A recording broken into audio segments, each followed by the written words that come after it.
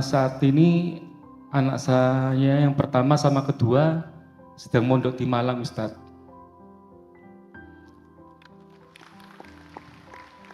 Dan kemarin saya baru mengantarkan anak saya kembali ke pondok karena sudah 5 tahun ini dia mondok di Aroma Malang, Ustadz. Dan saat ini sudah SMA kelas 12 berarti.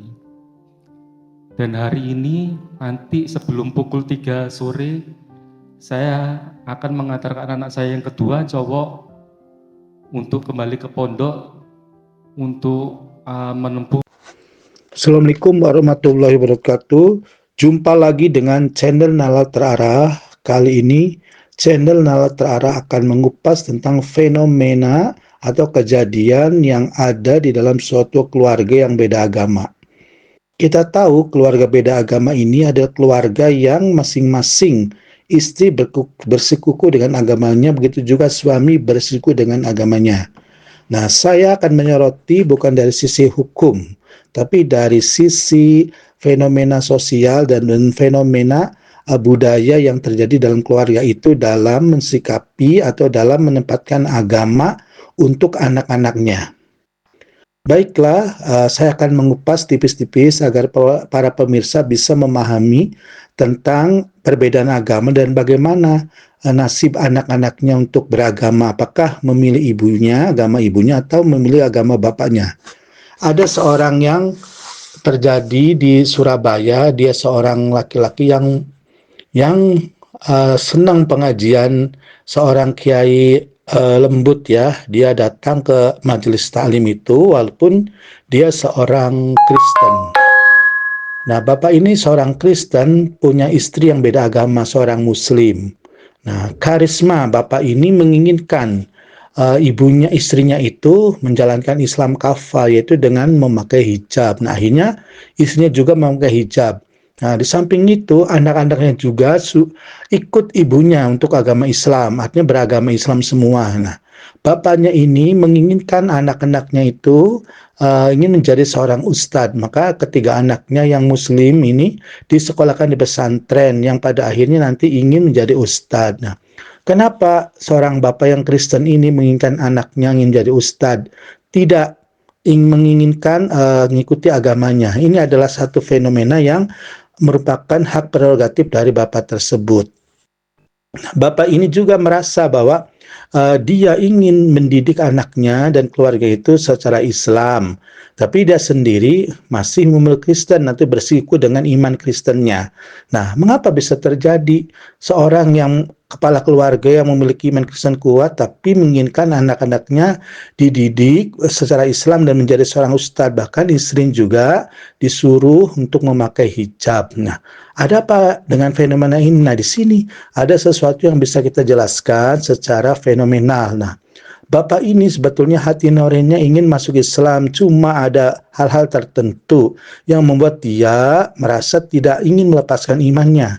Alasan yang diungkapkan secara eksternalnya bahwa hidayahnya itu belum diberikan oleh Allah kepada dirinya sehingga dia tidak bisa melepas iman Kristennya. Nah, ini alasan dia kenapa tidak ikut juga berpindah ke Islam. Nah, supaya lebih dekat dengan anaknya dan istrinya satu agama. Nah, bapak ini alasannya karena iman dia, masalah iman itu masalah sangat kuat yang ada dalam lubuk hatinya dan Allah belum memberi hidayah kepadanya. Nah, di sini bisa kita lihat bahwa seseorang untuk pindah agama itu bisa dikehendaki langsung oleh Allah.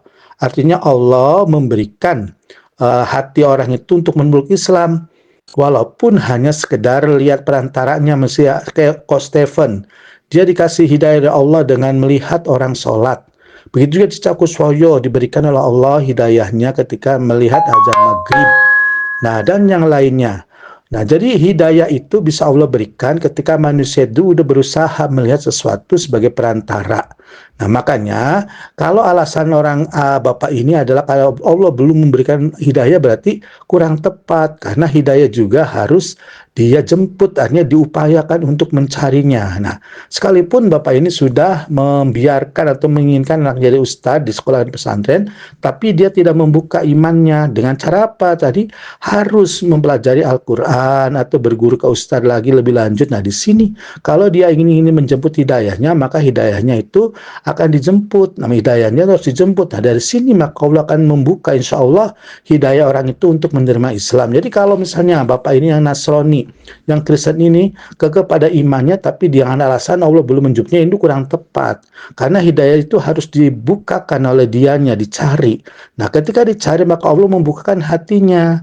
Karena ada orang yang ingin mencari tapi Allah belum membukakan hatinya, masih tetap di dalam keadaan tidak beriman Islam. Nah, di sini jadi apakah dari kejadian apakah hidayah itu mutlak hendak Allah? Iya, bisa mutlak Allah tanpa perantara apapun. Kalau Allah menghendaki tiba-tiba dia berislam. Banyak ya kejadiannya. Misalnya dia bermimpi, misalnya ada suatu keluarga yang tiba-tiba mimpi tentang Masjid Madinah, akhirnya dia mengucapkan kalimat syahadatnya itu adalah datangnya langsung, tapi tetap dalam perantaraan manusianya ada sebab musababnya. Walaupun demikian tetap itu adalah kehendak mutlak Allah.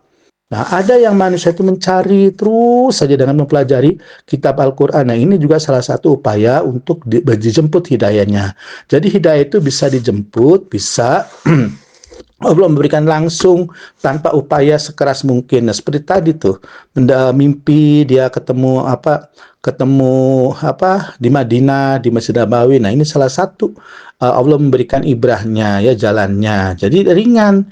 Jadi kalau ketika Allah menginginkan manusia untuk ini kehendak Allah mutlak, maka dia langsung Islam. Begitu juga ketika dia ingin masuk Islam, maka dia harus diusahakan secara humanistiknya. Jadi ada dua model penerimaan hidayah itu, ada mutlak Allah dan ada manusia juga ikut memberikan usaha untuk menyebut hidayah. Demikian, mudah-mudahan fenomena ini menjadi petunjuk, menjadi pedoman bagi orang-orang yang menikah beda agama.